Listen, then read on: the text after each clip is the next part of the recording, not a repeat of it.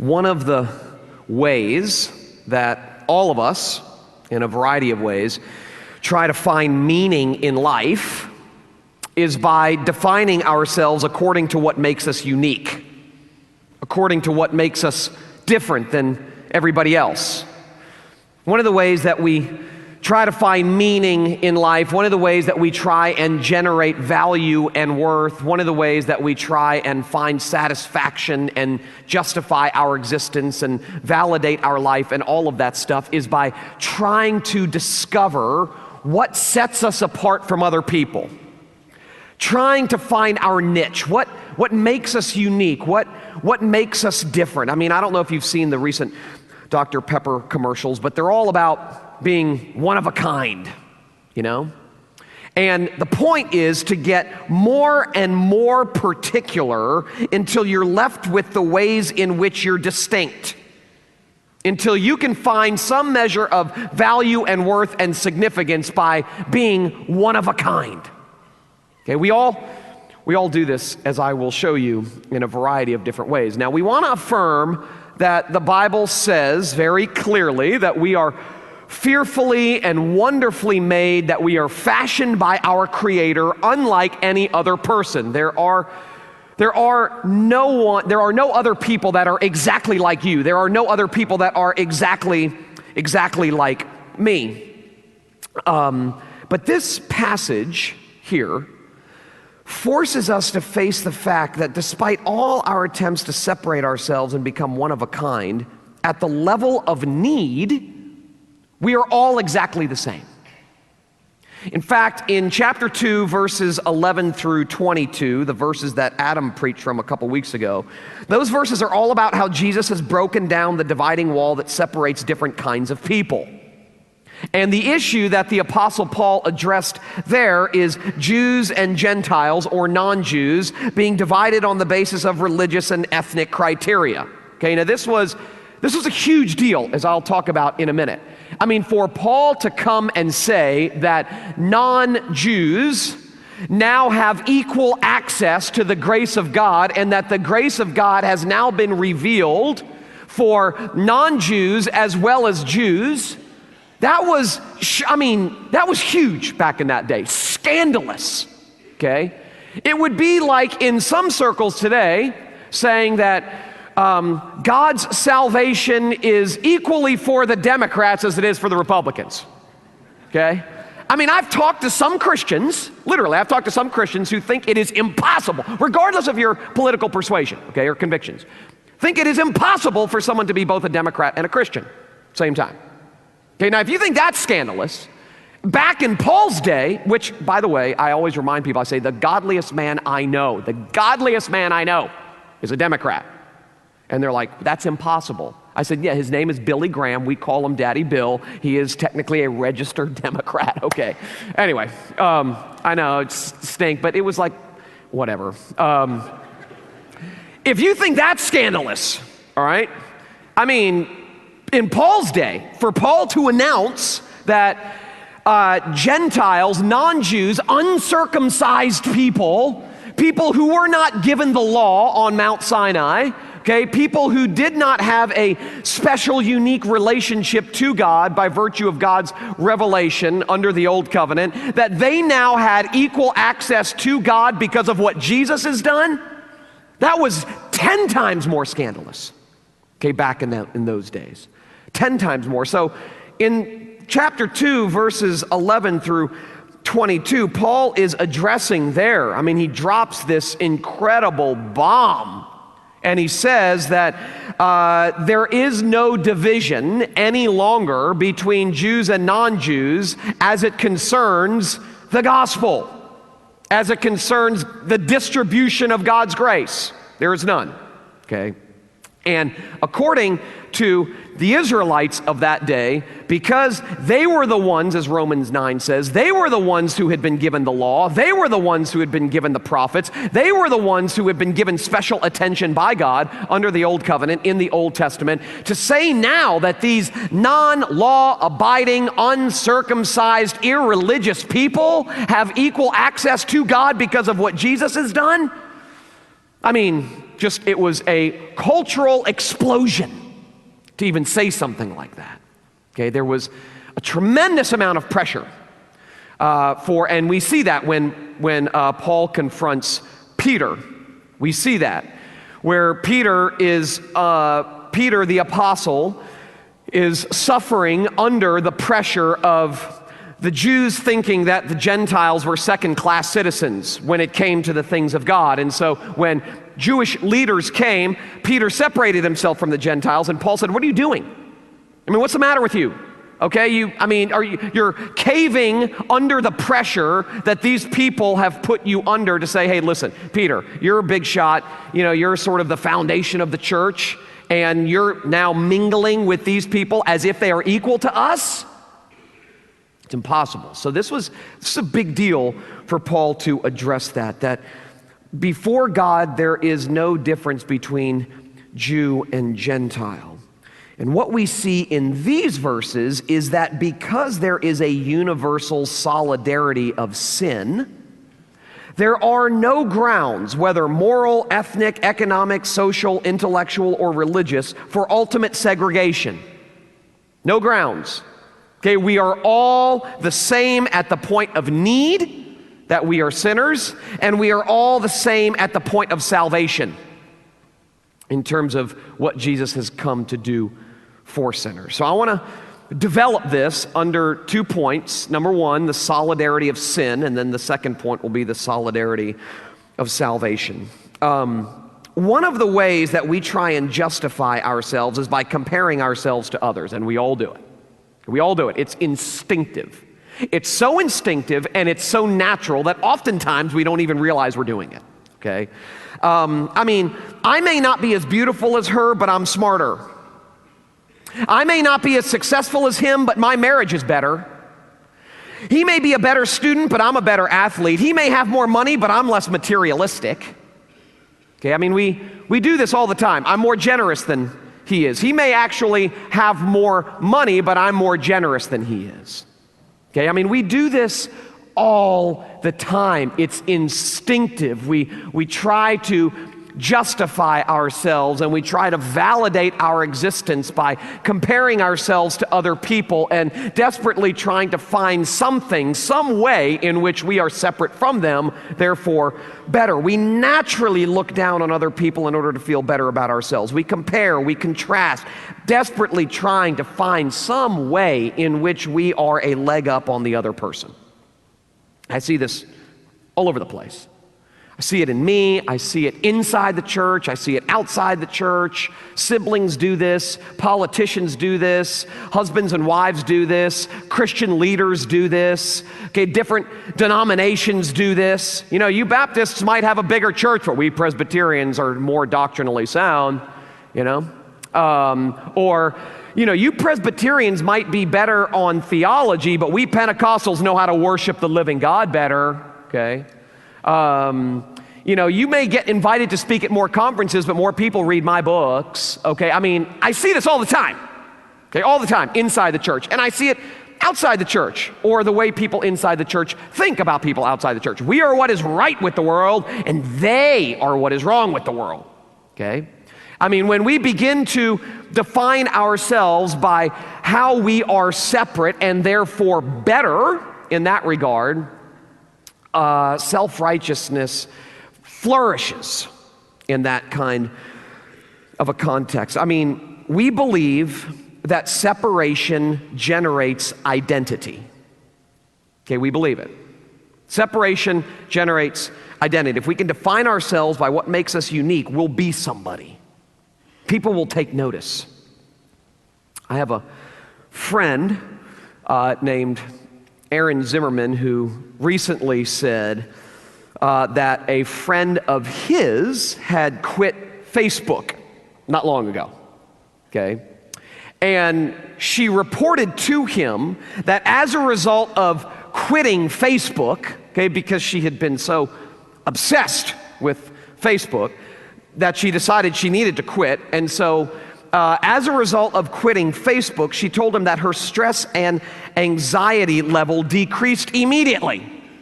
Immediately. And he said, really? Why? I mean, why would quitting Facebook decrease your stress and anxiety level? And she said, because of the constant pressure to compare myself to everyone else out there, you know? I mean, social media encourages this. We always have to be out in front. We always have to be one leg up. You know, if so-and-so got a new dog, we have to get a new car, you know? I mean, this is the way that we typically live. This is the way that we typically think. It comes natural to us. It's spontaneous. As I said, politicians do this all the time. Different races do this. Different classes do this. We try to separate ourselves from the pack in whatever arena we're in.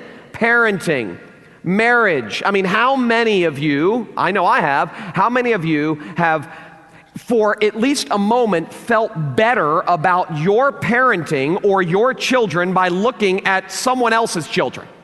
Okay? I mean, I told someone the other day, I said, I know this sounds terrible, but hearing other people's problems sometimes makes me feel better, because it reminds me that their life is worse than mine, all right? I mean, we do this as husbands and wives. We do it in business. We do it in ministry. We do this all the time. And this is where, ironically, this is where jealousy and envy come from. I get jealous and envious when I can't seem to find something about me that makes me better than you.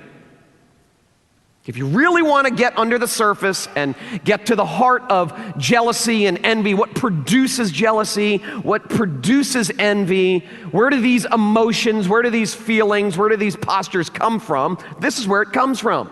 We're so desperately trying to find our niche, what makes us unique, what separates us from the pack, that jealousy and envy happen in our lives when we fail at finding something that makes me better than you or puts me ahead of you. I mean, it seems like the entire human race has bought into the lie that if you find your niche, you will find your life.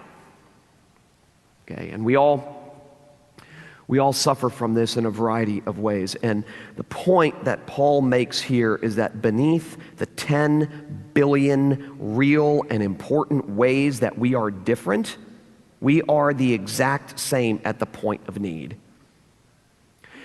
And that levels the playing field. And in an ironic and paradoxical sense, it liberates us, because trying to separate ourselves from the pack is exhausting.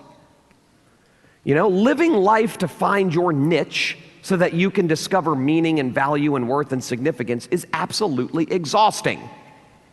Okay, it's tiresome to always be running and racing and trying and doing so that you can particularize yourself more and more and more and more and more in the hopes that you will find meaning by understanding that you are one of a kind. And so by leveling the playing field here, and by Paul saying every single one of us, we're all different, but at the most foundational point of need, every single one of us is just the same. You can't, I mean, Jews can't look at Gentiles, and Democrats can't look at Republicans, and African Americans can't look at white people, and white people can't look at African Americans. We segregate naturally. Rich and poor, male and female, you name it. We segregate in 1,000 different ways. And when we come to understand what Paul is saying here, that at the deepest point of need, we are all exactly the same, we begin to understand something of not only the depth of our sin, but the radicality of His grace. T.S. Eliot said that every case is unique, yet surprisingly similar to all others. You know, sometimes after I finish preaching, I have someone come up to me and say, "Were you following me around all week?" You know? I mean, were you, seriously, did my wife come and talk to you? Okay.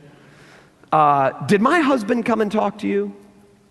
You know, did my teenage son come and talk to you? Because, my goodness, everything you said this morning directly relates to what's going on inside my heart and life.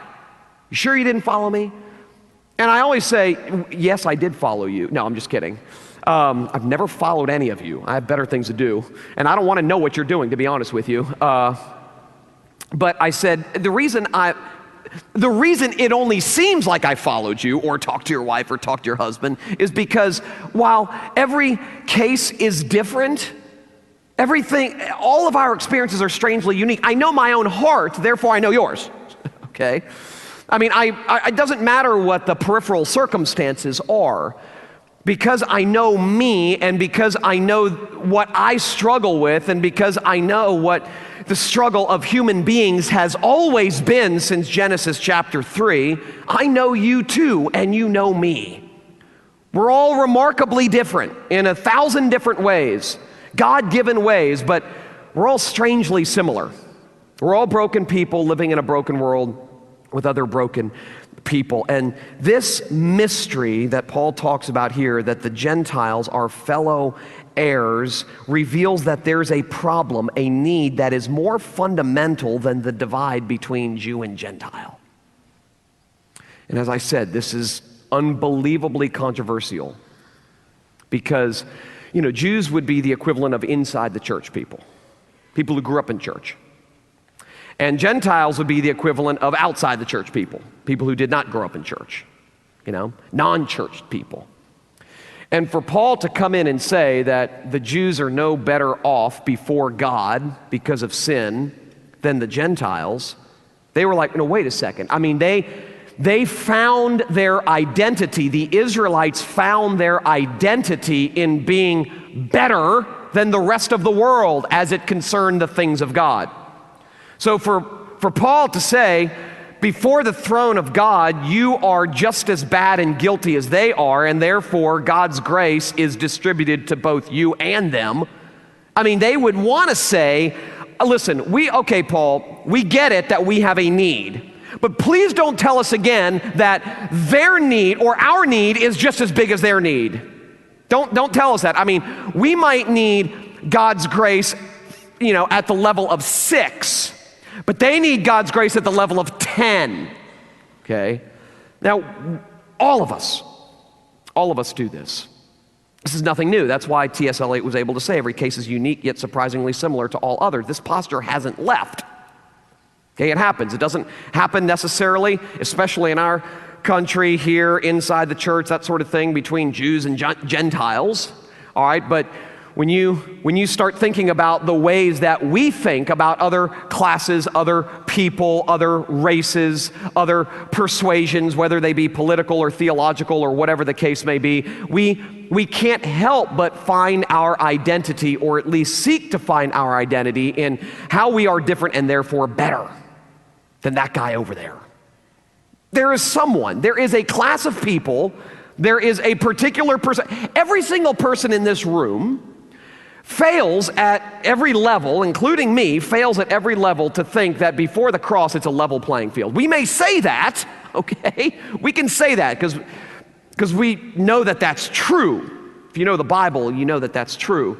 But I mean, inevitably, there are chambers inside our hearts that harbor this idea that, well, okay, we're better than them. We're better than that guy, or that person, or that class, or that race. How could he say that? I would never say that. Okay? I mean, we do this all the time, but the fact that there is one gospel for all reduces the human race to a common denominator, Paul says, and that is sinner. The point of need, we're all exactly the same, and this cuts across all the ways we attempt to define ourselves as unique individuals. But along with the solidarity, showing us the solidarity of our sin, Paul also shows us the solidarity of salvation. Okay, this is the mystery that Paul's addressing here in this passage, this idea that the gospel is for everyone. And now in this text and context, it means Gentiles as well as Jews, but the significance is that grace is for human beings. That sounds so basic, so fundamental, so simple, and yet so hard to embrace and understand and believe. That grace is for human beings. So while the solidarity of sin reduces all of us to the common denominator of sinner, and therefore disqualifies everyone, there is a second solidarity. The solidarity of salvation. And this salvation does not come to the qualified because no one's qualified. Okay, it doesn't come to the worthy or the good.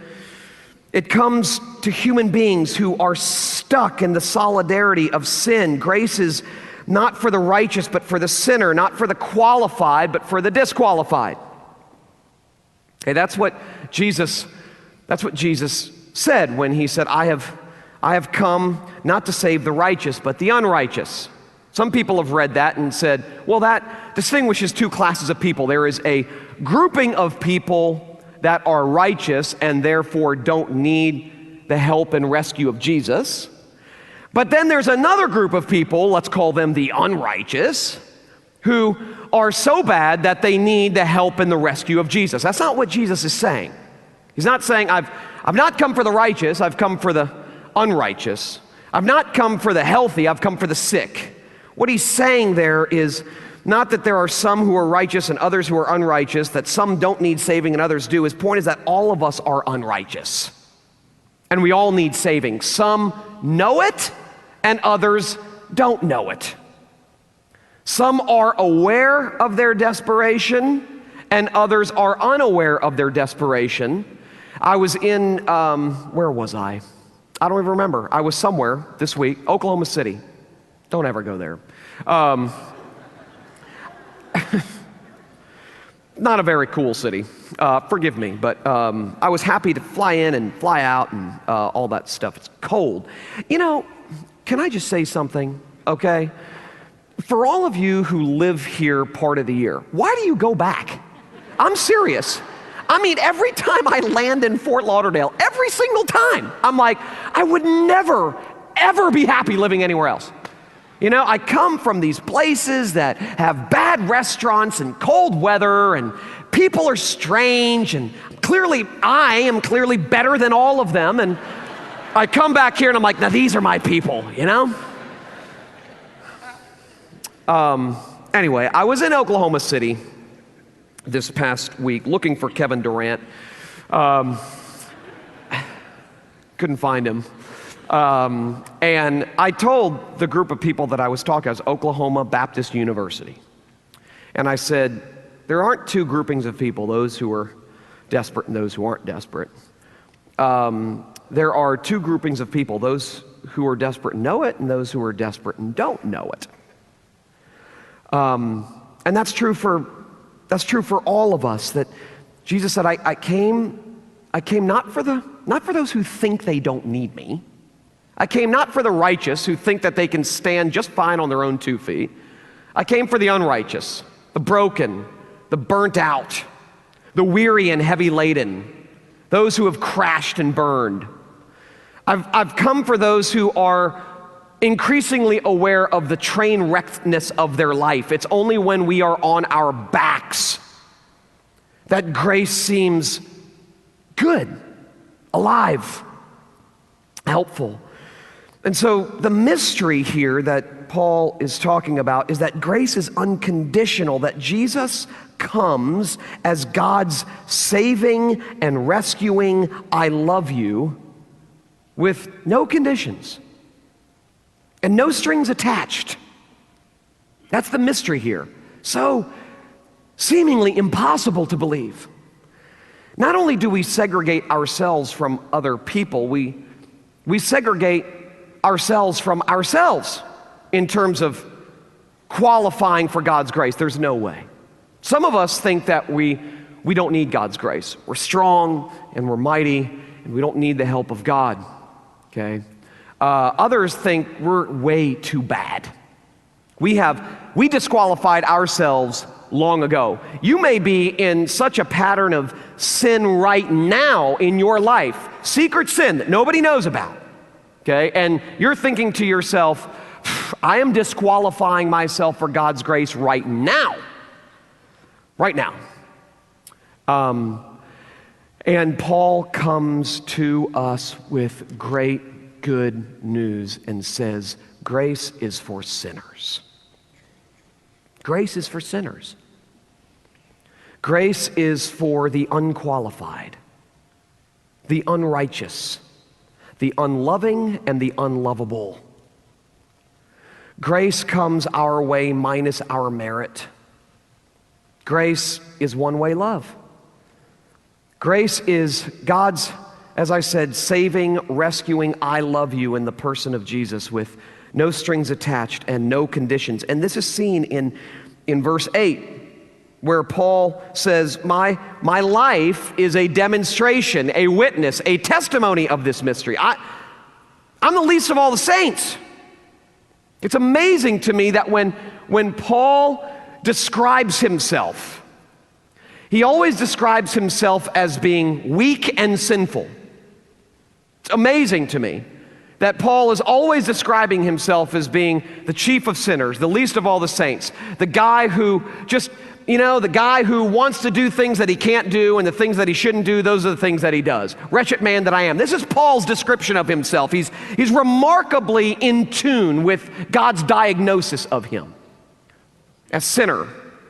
God's diagnosis of him as weak and frail and failing. He's remarkably in tune with that. In fact, as I've said before, it's Paul's willingness and his freedom to acknowledge just how unsanctified he is that demonstrates just how sanctified he is. It's amazing. And so here Paul says, I'm a living example of what I'm telling you. The fact that grace is for sinners, because there would be some people that would say, okay, I, the prostitute, need grace, but Paul the apostle? We are addicted to theologies of glory. Not God's glory, our glory. That God is for the strong and the competent. God is for the mighty. The Bible says just the opposite. Okay, American Christianity is addicted to a theology of glory. God meets us at the top, not the bottom. God is for the strong, God is for the mighty, God is for the overcomer, God is for the powerful. Okay, we see that as it develops throughout our country, and the Bible says just the opposite. I chose the weak things of the world to demonstrate my strength. I chose the foolish things of the world to showcase my wisdom. I choose small, weak, unimpressive things and people in order to demonstrate just how impressive I am. Well, Paul's comfortable with that. He's fine with that. He recognizes that it's in his weakness that God showcases his strength, which is why he said, I'll tolerate this thorn in the flesh. You've given it to me, and Paul says, I asked God 3 times to take it away. 3 times. And God said, I'm not going to take it away because when you're weak, I am strong. My grace is sufficient for you. You're so addicted to theologies of glory and self-salvation projects that unless I keep you aware of your weakness and frailty, you'll start actually believing that you can do this thing on your own. Which is why I said a few weeks ago that Charles Spurgeon once said that while health is a gift from God, sickness is a gift greater still. Because it's when we are weak that we recognize just how strong God is. And it's when we come to the end of ourselves that we come to the beginning of God. It's when we come to the end of our rope. It's when we come to the end of our rope that we realize God's grace really is sufficient. Really is. And so Paul says, I'm a living testimony of this. Okay, I'm a living testimony of the fact that God's grace comes to fools. I was persecuting Jesus for the glory of God, Paul says. How messed up is that? God could have just zapped me. Instead, he saved me. He saved me, he rescued me, not because I was looking for it, not because I was crying out for it. I was on the road to Damascus to go and imprison Christians. And God came to me and threw me to the ground and told me who Jesus was. Well, Paul's saying, if God's grace can come to me, trust me, it can come to you, however bad you think you might be. I mean, this is Paul's point, that Christianity is for sinners. It's for sex addicts and adulterers and drug dealers and persecutors of Christians. It's for child abusers. It's for murderers. It's for prostitutes. It's for the arrogant. It's for the angry. It's for the afraid. It's for those who are greedy. In other words, it's for you. Okay? I mean, it's for you. It's for me. Because according to what Jesus said on the Sermon on the Mount, we're all of these things. And to fancy yourself to believe that I'm this but not that. We're all of these things, the seed, and in some cases the fruit of all of these sinful acts and behaviors and attitudes and postures are inside all of our hearts. And so Paul's point is, you will never fully understand the curing power of the gospel if you don't first feel the crushing power of the law. You'll never, ever, ever appreciate your deliverance if you don't first come to terms with your desperation. We are all the same, every single one of us, old, young, red, yellow, black, white, rich, poor, Democrat, Republican, Jew, Gentile. We are male, female. We are all exactly the same at the point of need, every single one of us. And that means that we all need the same rescuer. And the good news is that this rescuer has come for people like us. Many people inside the church don't believe what I just said about who Jesus came for.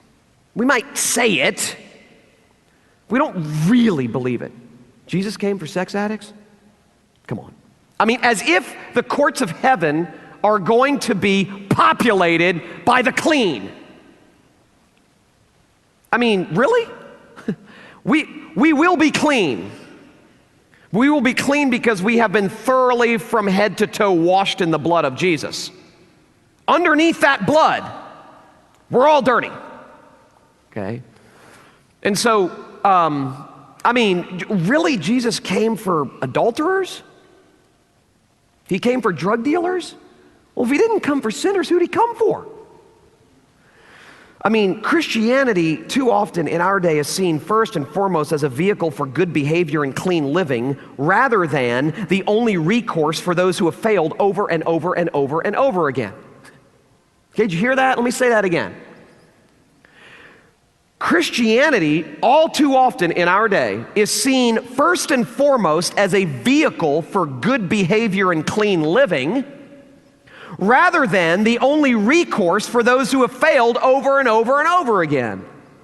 I mean, sadly, too many churches have helped to perpetuate the impression that Christianity is primarily concerned with legislating morality. Believe it or not, Christianity is not about good people getting better.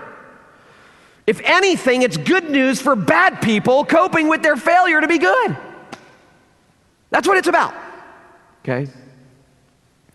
Mark Galley, who is here at Liberate, who is the editor for Christianity Today, the magazine, said not long ago, if you became a Christian because you wanted to change, that's not love for God, that's love for self. Does Christianity change you? Of course it does. But if you embrace the Christian faith because you want to change, he said, that's not ultimately love for God, that's love for self. You're using God to make you a better you. And that's not what it's about. Believe it or not, far from the Christian faith being first about a moral code to keep, it presents a loving God who rescues people that cannot keep the moral code. That's what the Bible's all about, top to bottom. I mean, Christianity, as I've said before, is not about the best people making it up to God. It's about God making it down to the worst people. And we find that throughout the Bible, that the Bible is not a record of the blessed good. The Bible is a record of the blessed bad. And that's all of us. It's one long story from Genesis to Revelation of God meeting our rebellion with His rescue, our sin with His salvation, our guilt with His grace, our badness with His goodness. I talk to a lot of people, okay, here, there, and everywhere, who tell me about the fact that they've walked away from the church. Okay, and it breaks my heart every time I encounter someone who has been broken by the church and who has left the church. And they all tell the same story, essentially. And I get it. I mean, some people just use that as an excuse, okay? I know. I understand that.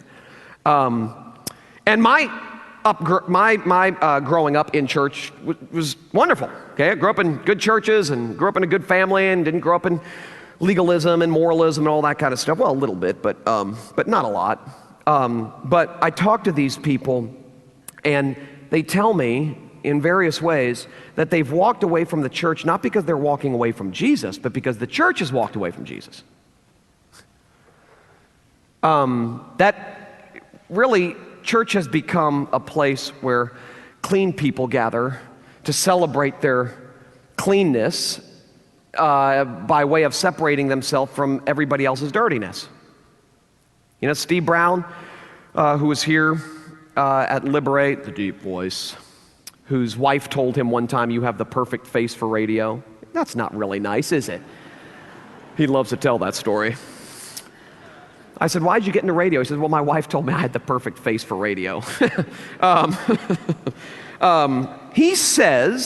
He told me one time that his father, who he loved with all of his heart, never darkened the door of a church. Steve grew up going to church sporadically because his mother would bring him, but his dad was a blue-collar guy and never darkened the door of a church. And when Steve asked him later on, after he was all grown up and preaching, and asked his dad, why have you never gone to church? And Steve said, "I never felt like I was good enough or clean enough to go." Now, Steve said, "Okay, I get it. That, you know, people make that kind of excuse all the time, you know, and that may be part of it. But the fact of the matter is there are a lot of people out there who think that we in here believe that this whole thing is about ethical behaviorism. And so it doesn't offer hope for people who understand, sometimes more than we do, that they're not cutting it. So when we, on the other hand, demonstrate like Paul, we're desperate just like you. We're all the same at the point of need. We need help just like you. We're flat on our back just like you. But the good news is that there is one who has come for train wrecks like you and me. There is one who has come to do for us and to accomplish for us what we could never do and accomplish for ourselves. There is a rescuer who did not come because we were good and clean and powerful and strong and handsome, but because we were ugly and weak. He came. The hound of heaven came and broke through. You see, the solidarity of sin says that bad people are the only kind of people that there are. I mean, bad people are the only kind of people that there are. And the solidarity of salvation says that God in Jesus saves bad people. So, solidarity of sin says there aren't classes of people. There are the good people, there are the okay people, there are the bad people, then there are the really bad people. I mean, solidarity of sin says there's no one but bad people. Solidarity of salvation says, and there is no one but Jesus who saves bad people. Jesus runs, and hear this, please, Christian and non-Christian, if you're here this morning or listening or watching, live stream, whatever, listen to this. Jesus runs toward, not away from sinners. Always has. Always will. He loves the unlovable because unlovable people are all that there is. So, regardless of where you are this morning, whether you think that you're strong and lovable, I have good news for you, you're not. Okay? And once you give up on that pipe dream, you'll be free. All right? Or you're sitting here and you know you're unlovable. You know you're a jerk. All right? You know that no matter what other people think about you and what other people's impression of you might be, you know what you think in secret, you know what you do in secret. Some of you, like I said, are keeping secrets right now. You're engaged in some sinful pattern of behavior right now, and you live your life in paranoia and fear that if someone finds out, and so you run from God because you think that God is for the competent and clean. Listen, God is for the incompetent and unclean. Because incompetent, unclean people are all that there are. So come ye sinners, poor and needy, weak and wounded, sick and sore. Jesus ready stands to save you, full of pity, love, and power. Come ye weary, heavy laden, lost and ruined by the fall. If you tarry till you're better, you will never come at all. Let not conscience make you linger, nor of fitness fondly dream. All the fitness he requireth is to feel your need of him.